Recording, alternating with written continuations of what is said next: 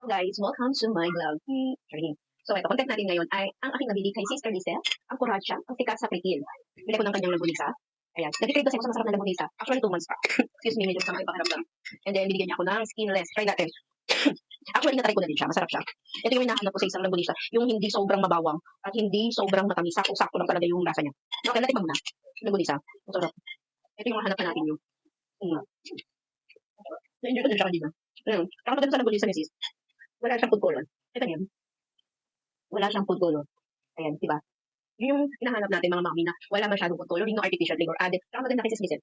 Lahat ng ginagawa niya na homemade, lambunisa, skinless, tosino manok at tosino pork. Ang maganda sa kanya. Laging fresh. Yun, hindi siya frozen. Fresh talaga. Diba? Paborito namin sa kanya is ang embutido. May kailangan matry na ito.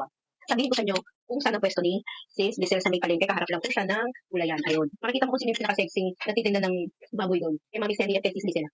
Hindi pa nalo, sarap ka. Grabe ka. Ginagaling mo talaga. Try naman natin yung skinless. Main ko ng bunso ko eh. Wala ko ng konti. Para lahat na taste natin. Walang ano to hindi bayad tong pag-content ko sa lambunisa ni Sis. Hindi bayad to. Binili ko to. Kaya kailangan matry nyo din. Walang ano dito. Mapupudol kayo sa sarap. Sa skinless, manalo. Hindi masyadong mabawang.